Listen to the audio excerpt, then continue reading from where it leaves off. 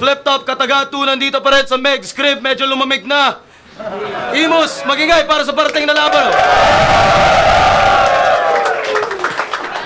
Isa buhay 2 ang laban. Kataga 2, ito, interdivision na laban ulit. Sa kanan ko, galing pang Santo Tomas, Batangas. Magingay para kay Mel Christ. Wala ang wika kung walang pinag-aralan. Wala ang siga kung walang magtatapang-tapangan. Wala kang muta kung ikay magtutulog-tulugan. Takpan kita ng unan para ikaw ay matuluyan. Shoutout sa Hyman's Clothing, sa King G Clothing, sa R Streetwears, kay Chris Cuato, sa Tropa sa Mandaluyong, sa San Pedro Laguna, Batangas, Iligan. Game. Sa kaliwa naman, galing pang Fairview para sa inyo. Magingay para kay Elvis. Gusto ko maging teacher, boxer. Gusto ko maging dentist, dancer. Gusto ko maging basketball player. Gusto ko maging pare, magician. Gusto ko maging sa The Greenhouse, kay Brad Ken, kay Brad Sani, Sir Noel Hipolito, tsaka sa lahat ng naalimutan ko, nakakakaba. Ayan, isa buhay tournament 2 ang laban. Tig 2 minuto, dapat puputulin na lang natin kapag sobra-sobra na. Nanalo si Elvis ng coin toss. Unang banat daw kay Mel Christ. Pakinggan natin, oh. Huling 2 laban ng gabi. Yo, gang! Yeah! What's up, Elvis? Kamusta ang pagiging kampiyon? Balita ko, big time ka na. Mayaman ka na rin ngayon. Pero sige, sabihin na natin na mayaman ka. Pero pag nilibing kita ng buhay sa lupa, walang makakahukay kahit abutin man ng ilang taon. Dahil para ka lang naman talagang kayamanan. Mahirap kang hanapin pero madali ka lang ibaon. Dahil oo, ibabaon kita ng buhay sa lupa hanggang sa maputulang ka ng hininga. Sabay huhukayin ulit kita. Kakalad ka rin ko yung bangkay mo papunta sa amo mo at ipapakita ko sa kanya. Hanggang siya ay madismaya. Dahil ultimo kaalyado mo mapapaiyak. Kahit sila mapapaiyak. Kahit sila maaawa sa paglibing ko sa'yo sa unang round. Kasi sinisigurado kung hindi ka na gumagapang papunta sa mainstream. Dahil pinatay na kita sa underground. Ganyan ako pumaslang, Elvis. Parang nalunod ka sa alak alas 10 ng umaga, tumutoma. Sabi ko, ganyan ako pumaslang, Elvis. Para sindikato, galaw na planado, mas maaga pa sa umaga. Dahil hindi ko na paabutin ang kinabukasan to. Para kang elementary student na maagang nalulung sa droga, kaya wasak yung kinabukasan mo. Siguradong hindi na aabot ng kinabukasan to. Dahil na pagkatalo mo sa akin, para na rin kita pinatay gamit ang kinabubuhay mo, kaya hindi mo na maaabot ang kinabukasan mo. Slow it down. Slow it down. Hindi na kailangan para sa mga bingi lang yun. Kung di nyo agad ako yung sinabi ko, pwede nyo i-reply sa video. Tangina, problema ba yun? Ito ang problema ngayon. Tinatangkilik pa rin ito ng mga bobo kahit alam nilang walang kwenta yung sinasabi. You can spit sick but you can talk shit. Kaya yung bunganga amoy tae. Pero di bale, ako'y parang sex guru kaya mahusay kapag dumali. Gamit ang aking bara, kakantutin ko yung utak mo hanggang sa magdugo. Ganun ako kahusay kapag dumali. At nung finals, sobrang weak na yung performance na lating di mo kayang mag-isa. Hindi ko na kailangan ng mantika. Sapat na yung dugo, talagang di mo kakayaning mag-isa. Kahit isama mo pa si Bruce para lang kayong pisngin ng puwet. Dahil ako ibang klaseng bumayo. Sibaksakin ng mga mukhang katulong kahit na magtulong pa kayo. Nagbumukha ka lang magaling sa 2x2 pero yung mga linya mo, nakakaumay bro. Kaya kung pinipilit mo pa rin na maging kampiyon dito, kukulangin sa pagpapatunay ito. Iisa-isahin ko yung pera-peraso mong pangarap kahit na isinasabuhay mo. Hindi ito 2x2. Isasampal ko sa iyong katotohanan na sa unang beses ka lang mananalo dito. Kasi nga, isa buhay to. Time! Time! Unang banat kay Elvis. Isa buhay 2. Okay lang naman ang pagiging champion, Mel Christ. Halatang nakakainggit, naiinggit ka, bro. Oo, kayamanan ako, mayaman sa kaalaman. At akin lang to. At ano sinasabi mong elementary? Tanga, ako ay college graduate. At lahat ng ibabanat ko sa'yo dito, stock knowledge. Sabi ko na nga ba, magsisigawan na naman tayo dito. Mula kay Icarus hanggang kay Kuya Aklas. Sawang-sawa nami. Binging-bingi nami. Dapat nga magdahan-dahan na sa boses lalo't oras na ng gabi. Ginawa mong hobby ang pagsigaw-sigaw. Pwede namang magwala nang mahinahon lang. Sige ka, pag di ka nagbago, patay na kuko mo sa paa, babangon yan. Pero seryoso, Mel Christ, ang pagiging mesaya mo ay bibigyan ko na ng tuldok. Tatalunin kita ngayong gabi at uuwi kang melungkot. Pagkat ngayong 2-8, sa ngalan mo you lose faith. Bawat sapak ng barak o hahawa ka sa panga mo, wala mang toothache. My bars induce pain. Kaya nang malaman itong Batman na ako ang makakalaban, siya'y bahala na si Bruce Wayne. My flow is a huge wave of zombies approaching. Bawat letrang dala ang dying. Magpaka-jalapeno man tong Batanggenyong sabog, wala rin. Ang ibig kong sabihin, di ka makakatakas sa pagkasawi mong nakatakda. Sakop ko na ang laban na to, di ka na makakapag-aklas pa. At dalin mo man dito ang iyong pagiging positibo, mamamatay ka sa mga lines kong malaayon pa rin ang dating. Diyan kita papakuin sa sign mo. Malaayon pa rin ang dating, oo, kahit wala po si Fruz, tetanus, ikamamatay ni Kristo, ako ang kalawangin pako sa krus.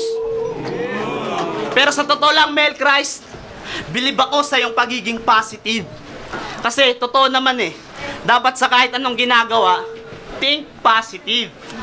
Tulad nung nag-try si Mel Christ mag-apply, na-hire. O diba? Positive. Hininga ng requirements. Drug test, puta, positive. Kaya pala positibo. Kasi addictus ka rin pala. Nung nagdagupan kayo 2 years ago, si Fruz, binibiay nyo pa. Butang ina ka. Tay, pangalawang banat kay Mel Christ, pakinggan. Tangina mo, lahat ng fans mo, puro kamukha mo. Nag-i-English ka pa, tangina mo, hindi naman bagay sa pagmumukha mo. Tsaka tangina to, sinasabi mo, college graduate ka. Tangina mo, bobo ka. Kasi sa college, lagi kang late, tartado ka. Kaya ito magbaluga. Wala akong bilib sa'yo. Kahit pagbalik-balik na rin mo pa yung mga letter, wala pa rin mapapabilib sa pangalan mo. Iniba mo lang yung spelling pero ginamit mo pa rin yung first name ng sikat na rockstar. Kahit mukha kang Etits, Elvis, pero malabo mo pa rin akong mapabilib dahil sa pagpili mo pala ng MC name, wala kang originality. Kaya wala akong Elibs, Elvis. Pero eto hindi naman sa kumukontra ako pero gusto ko lang itong linawin. Sabi mo nung 2-4-2 semifinals, kapatid mo si Alodia. Kapatid daw niya si Alodia. Kapatid mo si Alodia? Tangina, paano nangyari yun? Kahit ibalik kita sa puwerta ng nanay mo, panganak ka ulit, mukha ka pa rin taong tabon. Pero at least, tao ka. Kaya kita binalik sa puwerta ng nanay mo dahil medyo mataas na yung pangarap mo, ungas. Tama lang na magbalik loob ka sa pekpek ng ina mo dahil ikaw yung kapatid ni Alodia sa labas. Tangina mo, nakakahiya ka.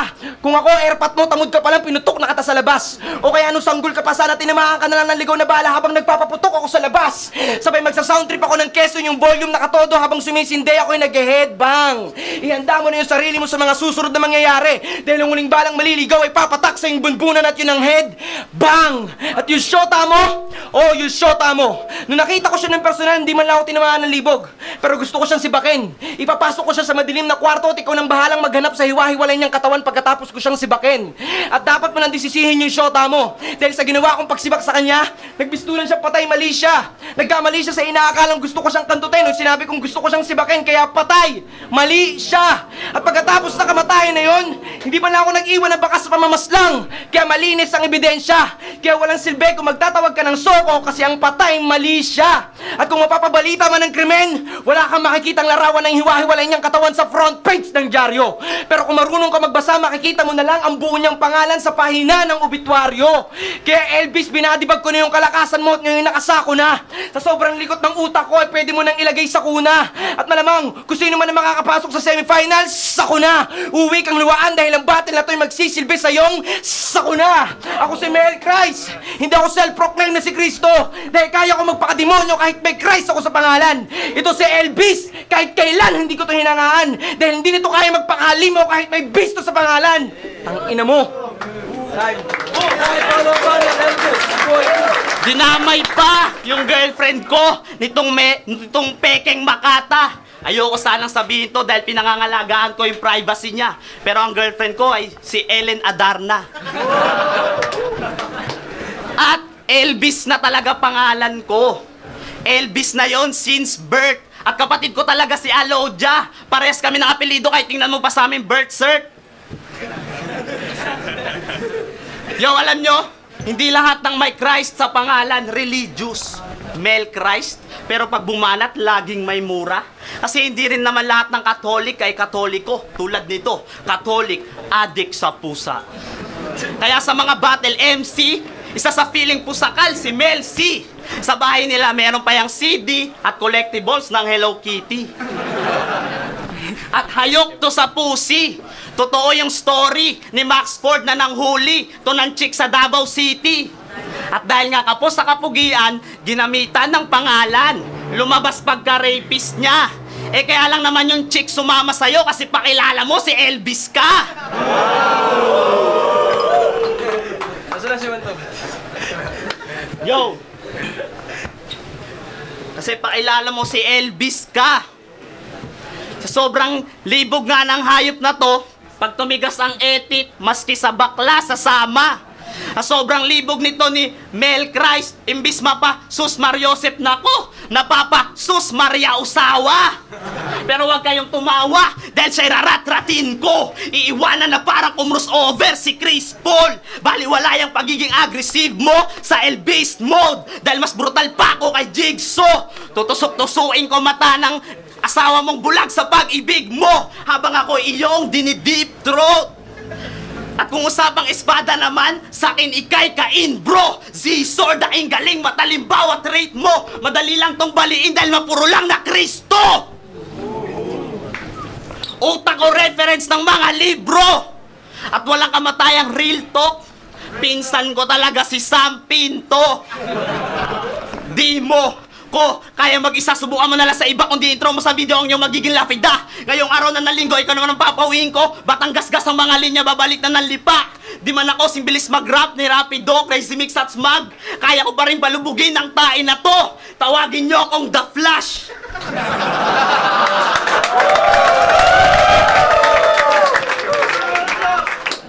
Di mo ko madadaan sa pagwawala mo. Di mo ko masisindak. Malakas na delivery na may mahinang content ay ambalang, di pa rin iimpak.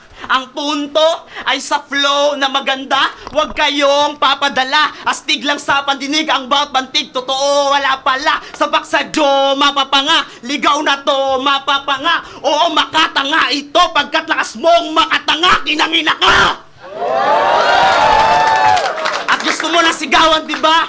Pwes pagbibigyan pa kita! Time! Tay, muling banat, Mel Christ, my God! Yo! Sino ba to si Elvis? Yung rockstar na magaling sumayaw at kumanta na bumida sa takilya? Teka lang. Sino ba to si Elvis? Ah, yung partner ni Fruz ng 2x2 na nakapasok ng finals dahil sa pagnanakaw ng mga linya. Dahil putang ina mo, magnanakaw ka. Kaya ikukulong kita sa mundo ko. Talino'y parang detective ko na natapang malaking pin. 3 bala si Dibdib, 1 bala sa noo. Hindi ko na siya nagawang pusasan pero napatay ko na si Lupin. Pero sandali lang, gusto pa rin kitang patayin sa ibang paraan. Yung tipong naka-formal attire ka. Masasawi ka na naka-black shoes at Amerikana na may kasama pang necktie. Tatalian ko yung leg boat at sasabit ko sa malaking puno, doon ka mamamatay ng nakapang necktie. Kaya hindi mo na masisilayan na maselang bahaghari sa alapaap. Kahit sumayo ka man o kumanta sa natitirang huling minuto. Papaslayin kita with a smile, kaya alas performance mo na to, Elvis, parang huling El Bimbo. Pero hindi pa ako tapos. Kahit minsan o kailan, hindi na to makakapagbasa ng magazine. Dahil sa ginawa ko sa kanya, daig pa niya na kulto. Talagang mapapa-soundtrip kayo ng mga kanta ng Eraserheads dahil pinugutan ko na to ng ulo. Pero sabi mo na last battle mo, ako nang bago bata sa bracket na to. Putang ina mo, hindi man lang ako nasindak. Bagus nakakatawa ka lang. Kasi paano kakatakutan ng mga kabracket mo kung hanggang banta ka lang? Kaya hanggang dyan ka na lang, Elvis, parang inatake ka sa puso ng hot rocks. Ako'y purong barakong kape sa'yo, gawa lang sa Starbucks. Hindi mo kaya sirain na matibay kahit magpaka-hijacker ka para sa aeroplano. Ako yung black box. Kaya tapos na to sa akin. Ito na huling round at pangatlo. Tapos na to sa akin, ito na huling round at pangatlo. Isasampal ko sa pagbumukha mo kung ano ang title ng event na to. Kakatayin ko bawat kaalyado mo kung sino mang kumontra. Kakatutin ko kahit kaluluwa. Tarantado, tatamaan ka sa akin. Taob tapang mo, kaya huwag kang tatanga-tanga. Garantisadong gagapang ka pa uwi. Galing mo'y madaling gamayin para sa sapot ng gagamba. Kaya hindi mo na kailangan magtakaw mamangha. Hindi mo na rin kailangan magulat at mabulaga. Dahil kayang-kaya kitang talunin bata gamit ang aking kataga. Ngayon, kaya ngayon, bound na sa akin yung mga obra mo. At kahit kailan di mo na magagawa pang manumbalik. Dahil ililibing ko yung mga sulat mo sa library para tuluyan ka ng manahimik. Kaya wala nang crazy sa akin. Pukin ang ina mo sa kambaliw na panggap. Akong wawasak sa iyong pangarap. Babasagin ko yung panga mo para hindi ka na makapag-rap. Kasabay ng pagwasak ng iyong pangarap. At bago pa matapos tupukin ang inang to, may sasabihin lang ako para sa'yo. Pwede ba, Elvis, wag ka nang mag-rap, tang ina mo? Buti alam mo din. Ay, bulit ba na, Elvis? Yo, yung nangyari nung finals, wag na nating ungkatin. Tapos na yon. Dahil kung may ginawa man talaga aming masama noon, edi sana di kami nag-champion. At pupugutan mo ako ng ulo dito sa event ng Kataga. Okay lang, kahit pugutan mo ako, meron pa rin akong ulo sa baba. Oh. Itong si Mel Christ, akala niya matatalo niya ako. Masyado siyang delusional. Oo, kaping barako ka lang. Ako, Starbucks, pang sosyal. Mel, ba't ba parang ang laki ng galit mo sa mundo? Lagi kang nakasimangot at tila hirap makangiti. Huwag mo sabihin pogi problems yan. Problema lang namin yun ni Andy G. Dahil kung di nyo napapansin, si Mel Christ, agresibo lang bumitaw, pilit at pasigaw, pero wala talagang kaligdad. Na kung kakapain yung maigay, wala talagang laman, parang pagbugaw ng menor de edad. Ultimo generic joke, sinisigaw niya, kaya wala talagang bumibili. Cesarean kang ang that live before Christ, hindi normal ang delivery. Yo, yung mga marunong makinig, ay hindi bibilib sa mga banat mong out loud. Sa kakasigaw mo, all 3 rounds mo, shout out! Kaya magmula sa gabing to, hindi ka na si Mel Christ. Ikaw na sigaw. Gaw! Ang bagong pangalang ibinibinyag sa'yo ni Paring Elvis. Ako si Paring Elvis. At ito ang misa ko. Sermon ng bawat bersikulo at kataga. Inaalay ko ang katawan at dugo mo sa madla kaya napapanganga.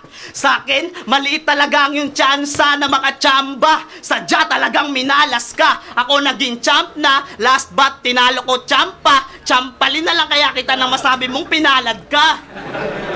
Dahil sabihin mo man na nabitay mo si Max Ford, hindi pa rin yan panapat sa ing husay. Mas may KCl, bis bumitay. KCl po ay potassium chloride. Ito nga aking verse na pang medic o pang nurse ay deadly. Di ako tumutukoy ng medication. Dahil pag sinabi kong may KCl, bis bumitay, yun ay pang lethal injection.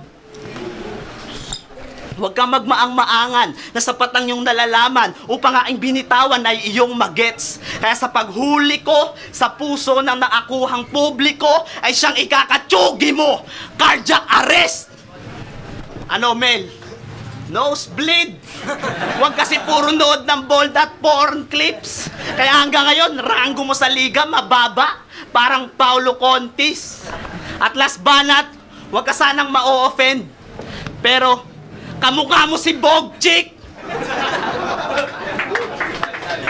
Tay, flip top, mag-iay para sa lako! Yo, Flip Top Calabarzon, Kataga 2, nandito pa rin, Imus Cavite. Isa Buhay Tournament 2 ang laban. Grabe yung laban na yun, pare. Magingay, isa pang beses para kay Mel Christ. Ligaton, hirap. Ang boto, 3-2 para kay Mel Christ. Mel Christ, serving. Panalo kayo lahat dun. Mahirap kung baga sa tagahatol, sa sentensyador mahirap. Binasi ko sa tilaok ng manok tsaka sa talim ng tare. Pareha sila nag-ensayo, nakita ko Pero yung pinakita ni Mel Christ, una pa lang nakita ko agad ng matalas sa tilaok. Kung baga sa manok, doon mo malalaman agad pag takot Pero maganda yung ginawa ni Elvis. Talagang pasalanan ko lahat. Sige. 3-2 Ako unang humatol Magaling. Magaling si Elvis kaso may hinanap ako Hinanap ko yung kung baga sa saksak ng tare, unang tira talagang tiwarik. Pero magaling si Elvis. Talagang may palo yung huli niya talagang. Pero bigay ko kay Mel Christ. Binasi ko sa tilaok, yun na lang. Tilaok. Abangan yung album ko lalabas na. Yung single ko pala, Papaya. Bukas gagawin na namin MTV. Binoto ko si Mel Christ kasi mabigat yung mga dala na.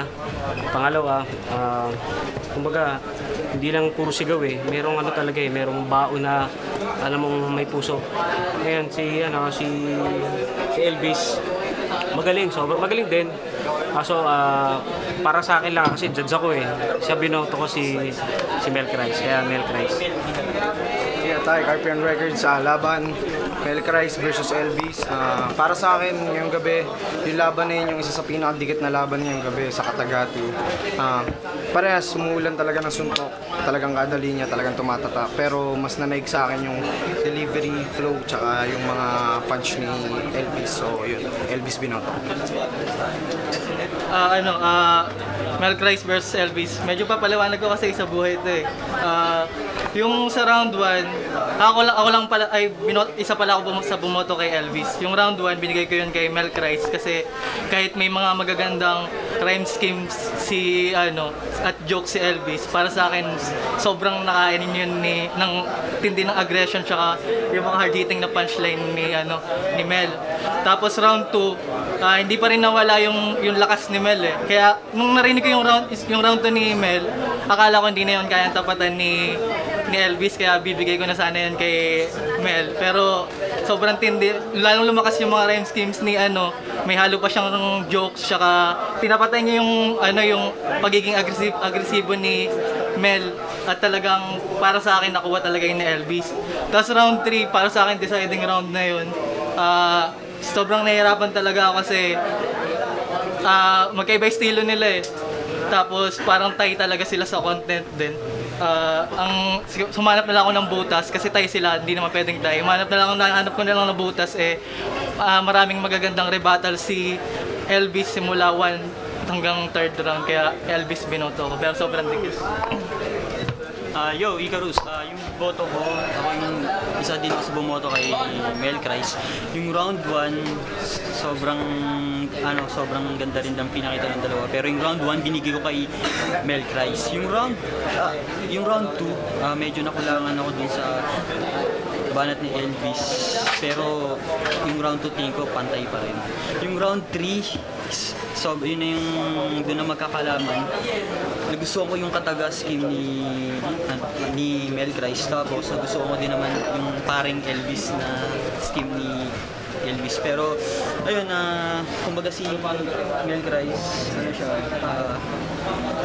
maganda yung delivery niya. Tapos may pareha sila may slip-ups, pero nababawi naman nilang dalawa. Ito yung laban na kung pwede lang sana may OT, pero kailangan may manalo. Parehas, pwede sila manalo kahit sino, pero kailangan mag-decide. Yung boto ko, binigay ko kay Mel Christ. Konting-konti lang talaga. Gahibla lang. All fight.